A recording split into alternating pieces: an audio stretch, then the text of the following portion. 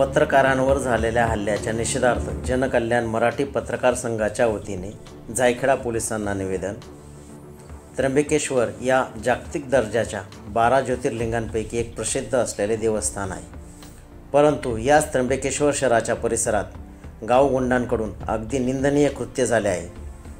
पत्रकार योगेश खरे, अभिजित सोनोने, किरण ताजने या पत्रकारांवर गावगुंडांकडून प्राणघातक भ्याड हल्ला झाला. या हल्ल्याच्या निषेधार्थ महाराष्ट्रात नव्हे तर भारतात जिल्हाधिकारी, तहसील कार्यालय, विविध पोलीस स्टेशन इथे निषेध नोंदवला जात आहे.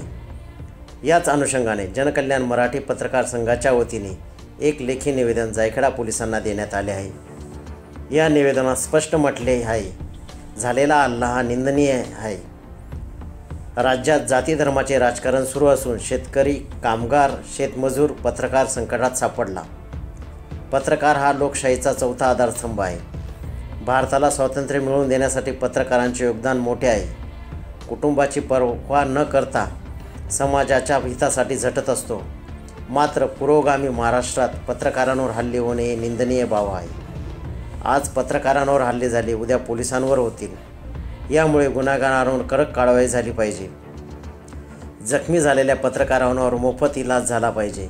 त्यांच्या परिवाराला आर्थिक मदत मिळाली पाहिजे. तसेच त्यांच्यावर जो गुन्हा दाखल केलेला आहे तो गुन्हा फास्ट ट्रॅक कोर्टात चालून संशयित आरोपींना लवकरात लवकर कठोर शिक्षा देण्यात यावी.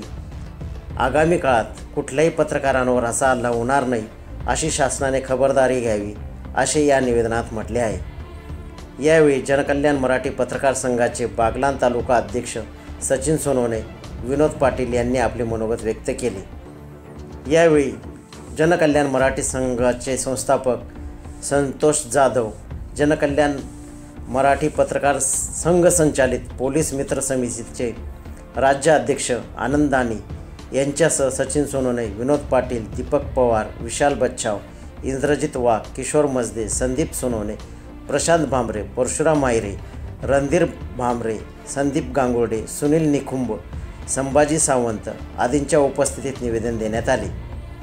आगामी काळात पत्रकारांना न्याय न मिळाल्यास संपूर्ण राज्यात आंदोलन केले जाईल असा इशारा देण्यात आला आहे.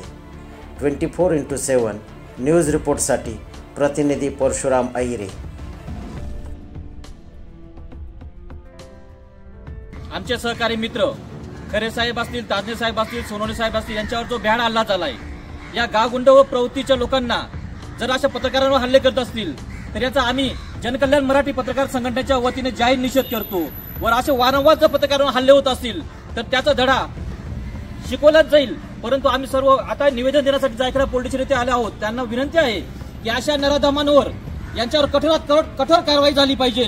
या आज आम्ही यांना निवेदन देतोय. तसेच आम्ही मंगळवार दिनांक 23 तारखेला जिल्हाधिकारी कार्यालय नाशिक इथे आम्ही धडक मोर्चा देणार, धरणं आंदोलन करणार आहोत. जर पुन्हा असा जर पत्रकारांवर हल्ला झाला तर त्याची गय केली जाणार नाही असं आम्ही एसपी साहेबांनाही निवेदन देणार आहोत. छत्रपती शिवाजी महाराज, बहुजनांच्या आधारवड फुले शाहू आंबेडकर यांना प्रणाम करतो. आज या ठिकाणी जनकल्याण मराठी पत्रकार संघाच्या वतीने तालुक्यातील व जिल्ह्यातील पत्रकार बांधव जायखेडा पोलीस ठाण्यामध्ये निवेदन देण्यासाठी आलेले.